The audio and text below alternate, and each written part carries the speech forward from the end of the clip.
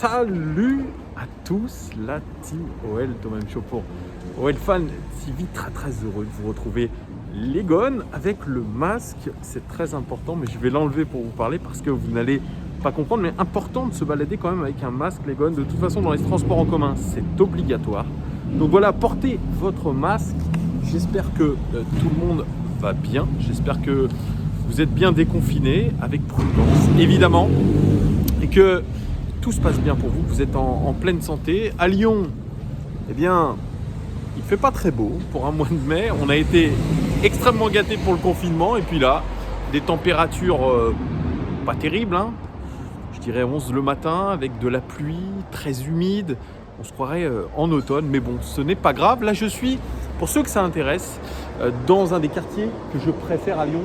C'est le quartier Auguste Comte, rue Auguste Comte. C'est un quartier qui est pas loin de la place Bellecour, une rue où il y a des magasins sympas, créateurs, etc. C'est un très bon quartier de Lyon.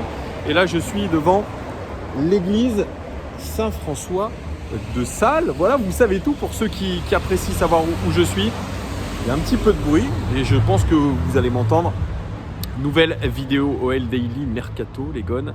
Vous le savez, l'OL est en train de chercher sa future équipe puisque on nous annonce une exode. Je vous ai parlé du prochain départ, futur départ de Moussa Dembélé qui est très probable à hauteur de 70 millions d'euros environ pour Manchester United. Ce sont des sources concordantes qu'on voit.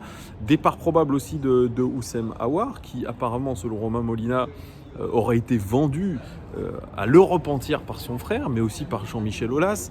Memphis Depay aussi sur le départ, peut-être Marcelo, peut-être Andersen. En tout cas, le chantier principal, beaucoup se l'accordent, ce sera la défense centrale. L'avenir de Marcelo, même s'il souhaite rester pour la dernière année de son contrat, est extrêmement incertain. Et tout comme l'avenir d'Andersen qui n'a pas convaincu pour cette première saison, même si je doute qu'il parte. En tout cas, il y a une place à se faire à côté de Denayer. Pour l'instant, on n'a pas vu de rumeurs le concernant, et tant mieux, puisque c'est peut-être l'élément défensif le plus stabilisant, le plus stabilisateur. Donc, on est à la recherche d'une piste défensive. Mais avant toute chose, vous avez sûrement vu que Jean-Michel Aulas aurait été l'objet d'un complot de la part des présidents de Ligue 1. C'est Dominique Sévrac, qui est journaliste au Parisien, qui révèle cette information. Et si elle est vraie, eh bien ça montrerait tout simplement qu'il y a une sacrée lutte de pouvoir au sein des clubs de Ligue 1.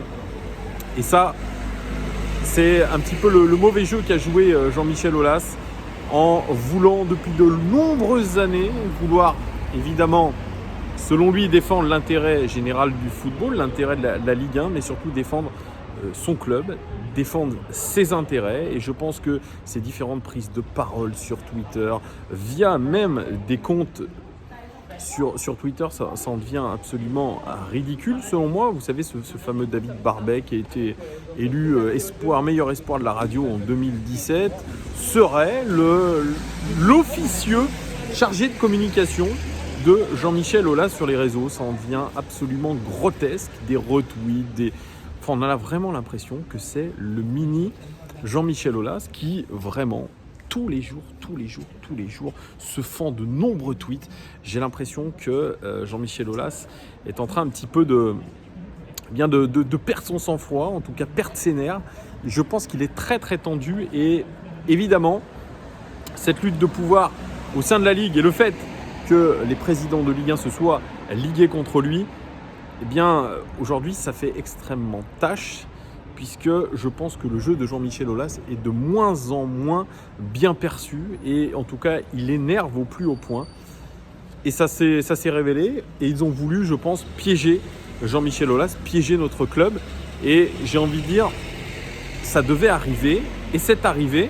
Si cela est vrai, en tout cas, ça voudrait dire une seule chose, c'est que pas mal de gens ne peuvent plus piffrer la personnalité de Jean-Michel Aulas et en tout cas ce qu'il véhicule de par sa communication qui, je vous le répète, pour moi est absolument grotesque et ridicule, notamment sur les réseaux sociaux. Voilà, parenthèse, vous me direz ce que vous en pensez en commentaire.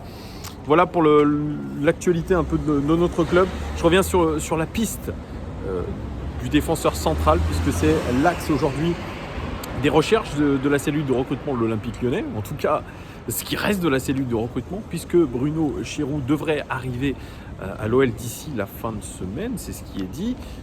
De son côté, Florian Maurice devrait signer à Rennes, au Stade Rennais, d'ici le 27 mai. Donc vous voyez, on a un espèce de chassé-croisé, mais les rumeurs peut-être scouting, font état, peut-être, ça c'est selon aussi le journal de l'équipe, Bilal Ghazi, d'un intérêt pour un défenseur qui est jusqu'alors inconnu au bataillon. Moi, je ne le connaissais pas. Il s'agit de Samuel Gigot. Oui, personne ne le connaît. Ou alors peut-être ceux qui suivent la première ligue russe, puisqu'il évolue du côté du Spartak Moscou. 26 ans pour Samuel Gigot, 1m87, 83 kg, défenseur central solide, athlétique, qui est en train de faire des merveilles du côté du Spartak, en tout cas dans ses qualités intrinsèques. Alors, j'irai repérer sur whoscored.com, qui est un de mes sites de référence, un petit peu ses statistiques cette saison. 23 matchs toutes compétitions confondues, 19 matchs de Première Ligue russe, 4 matchs d'Europa League, puisque le Spartak était qualifié en Europa League. 23 matchs, 1702 minutes jouées, 4 buts tout de même pour un défenseur central, c'est plutôt pas mal. Une passe décisive. Par contre, 7 cartons jaunes, quelqu'un qui a des problèmes un petit peu avec la discipline, mais noté en moyenne 7,39 sur 10. C'est extrêmement bon, c'est vraiment pas mal du tout.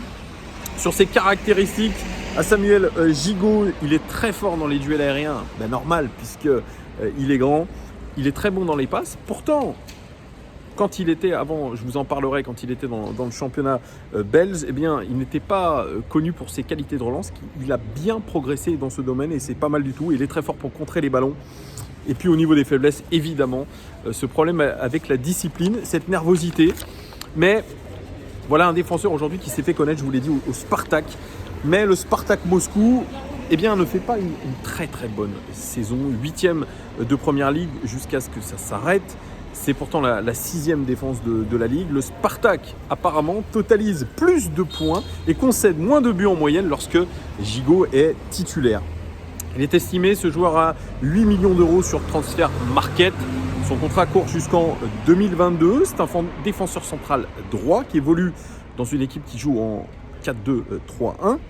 C'est un joueur qui a été formé à Avignon, ou à la MJC d'Avignon pour être plus précis, avant de devenir pro à Arles-Avignon, l'ancien club Arles-Avignon qui a connu la Ligue 1. Il est décrit comme un joueur de caractère qui a quitté le club de la Gantoise. On l'a connu, le club de la Gantoise, rappelez-vous, c'est en Ligue des Champions, ce ne sont pas des très bons souvenirs d'ailleurs. Il a quitté la Gantoise pour le Spartak en janvier 2017. Depuis, c'est seulement 27 matchs avec le Spartak Moscou. Pourquoi ? Parce qu'il a été victime d'une blessure au ligament croisé qu'il a éloigné des terrains pendant 8 mois.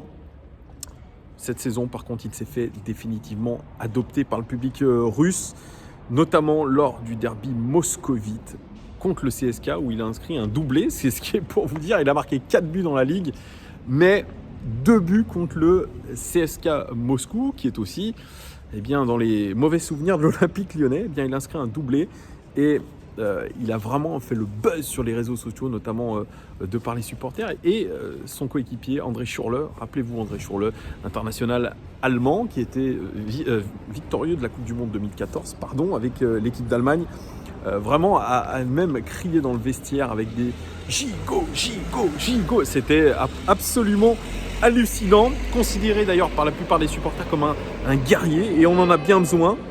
Alors en France, il est très peu connu, mais il a joué en 2013 donc à Arles-Avignon avec Ludovic Butel, qui est gardien de but, et TJ Savanier, ancien meilleur passeur du championnat la saison dernière, qui évolue du côté de Montpellier.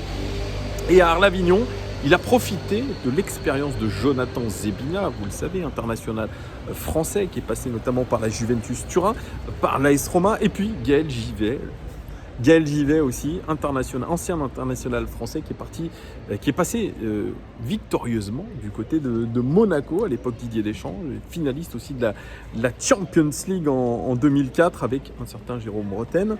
Donc il a rejoint le championnat belge Gigot à Courtrai et il a brillé dans cette équipe de Courtrai. C'est ce qui lui a permis d'ailleurs d'aller à la Gantoise. Et à la Gantoise, il s'est illustré. Il y a un match qu'il a peut-être révélé aux yeux de beaucoup de recruteurs, et peut-être aux yeux de l'Europe. C'est ce match en 2017 contre Tottenham, en 16e de finale d'Europa League, quand il a muselé d'une manière extraordinaire un certain Harry Kane. Alors ces modèles, il en a plusieurs.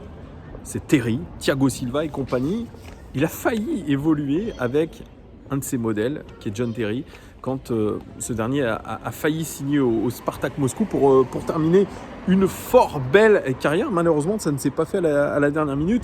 Il a été élu meilleur joueur de la saison 2017 du côté de la Gantoise. C'est quand même plutôt pas mal en 2017, vraiment. En septembre, en 2017 du côté du Spartak Moscou, pardon, je suis désolé, je me mélange. En septembre 2018, je vous l'ai dit juste avant, il s'est fait les croisés, 8 mois d'absence. Alors du côté de la Russie, il a plutôt une belle réputation, et notamment du côté du Spartak, puisqu'il est titulaire indiscutable en défense centrale aux côtés de l'international Djikia. Il a d'ailleurs poussé sur le banc un autre international, Koutepov, pour ceux qui suivent la Ligue russe, qui avait été titulaire en défense centrale lors de la Coupe du Monde 2018 avec la Russie, ce qui est plutôt pas mal du tout. Il a effectivement beaucoup de qualités physiques, il est très bon dans les duels et il apporte aussi offensivement sur les coups de pied arrêtés. Alors lui, il dit qu'il fait preuve de beaucoup de réussite sur les coups de pied arrêtés, et notamment parce que il a de très bons tireurs de coups francs, et c'est un joueur qui aime bien aussi faire des gestes techniques quand il est dans la surface de réparation. Vous voyez, il a ce petit côté attaquant qui est assez intéressant. Par contre, il est assez limité techniquement. Bon, c'est un défenseur un petit peu à l'ancienne, et il a une attitude qui est très très agressif sur le terrain. Il est très dur sur l'homme, gros tacle, et puis c'est quelqu'un qui va aller beaucoup provoquer l'adversaire. C'est à double tranchant. Vous connaissez Sergio Ramos. On connaît aussi à l'Olympique Lyonnais. On a connu un petit peu ces gratte-poils. Lopez l'était à une époque. Jordan Ferry, c'est aussi, il s'est illustré de manière mauvaise. Maxime Gonalon aussi. Mais Marcelo, vraiment, c'est peut-être le dernier gratte-poil que nous avons à l'Olympique Lyonnais. Sa prestation d'ailleurs contre la Juventus de Turin, où il a titillé assez régulièrement Cristiano Ronaldo, il l'a fait sortir de ses gonds et ça a plutôt bien marché. Et aujourd'hui, effectivement, on manque un petit peu de leader comme ça, avec une agressivité, je pense, dans le bon sens du terme. Le problème de Gigot, c'est qu'il a une agressivité qui est un petit peu péjorative, puisque vraiment il n'hésite pas à insulter ses adversaires, etc. Donc c'est peut-être aussi à travailler, et aujourd'hui on sait, avec des Marsal aussi qui perdent régulièrement leur nerf, Marsal, Raphaël, on n'a pas besoin de joueurs qui prennent beaucoup de cartons rouges, voire de cartons jaunes en étant suspendus. Ça, il faudra faire attention, il faudra peut-être qu'il canalise cette attitude. Il dit dans une récente interview, il dit « Moi je suis venu au Spartak pour jouer l'Europe. C'était vraiment mon souhait de jouer la Ligue des Champions ou même la Ligue Europa. Pour un professionnel, jouer la C1, c'est le summum. C'est vrai que c'est très frustrant, surtout que lors de ma première année, je n'ai pas trop pu jouer ces matchs européens à cause de ma blessure. Là, on est dans une situation assez délicate. En championnat, on est très loin, ça va être compliqué, mais il nous reste la coupe. Le Spartak est qualifié pour les demi, où il affrontera le Zénith Saint-Pétersbourg, et c'est l'objectif principal. Il faut essayer d'aller au bout, même si ça ne sera pas facile. C'est la seule option pour essayer de se qualifier directement pour l'Europe. C'est un peu la même situation pour l'Olympique Lyonnais. Et à la question à savoir s'il aimerait bien revenir jouer en Ligue 1, et là c'est très intéressant, et écoutez, ça donne du poids à cette piste. C'est si moi j'aimerais bien, si la possibilité de connaître la Ligue 1, oui, pourquoi pas, c'est normal quand vous êtes français. J'ai toujours bougé à l'étranger, donc si j'ai la chance un jour, je n'y serais pas opposé. Cette phrase d'une interview, elle donne du poids à cette rumeur. Gigot à l'Olympique Lyonnais, c'est en tout cas une piste qu'a donné Bilal Ghazi. Il paraît que cette piste plaît beaucoup aux dirigeants lyonnais. Elle aurait l'avantage de n'être pas très chère, puisqu'il est coté à 8 millions d'euros sur Transfer Market. Ça devrait se négocier aux alentours de 15 millions d'euros, voire peut-être un peu moins, avec des bonus. Et il a 26 ans, c'est un défenseur central déjà expérimenté, qui a vécu quand même dans des championnats plutôt corrects, dans des bonnes équipes. La Gantoise est une bonne équipe, est une très bonne équipe même du championnat belge. Il a évolué aussi en Russie, comme je vous l'ai dit. C'est un championnat qui est difficile, mais qui est très relevé techniquement. Et surtout, vous connaissez les conditions climatique de la Russie, c'est extrêmement compliqué. Les atmosphères sont souvent très hostiles. Il faut avoir vraiment les nerfs solides. Et aujourd'hui, c'est vrai que cette expérience-là, il l'a. Voilà, il a cette expérience aussi des croisés. Alors, c'est toujours un petit peu le problème. Aujourd'hui, l'Olympique Lyonnais se met beaucoup sur des joueurs qui ont été victimes de blessures. Peut-être que c'est plus abordable au niveau du prix.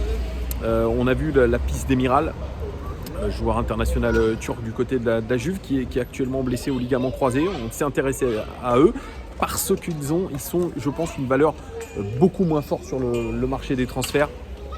Et c'est pour ça qu'aujourd'hui, cette piste, elle est crédible et elle coche beaucoup de caractéristiques que recherche l'Olympique Lyonnais.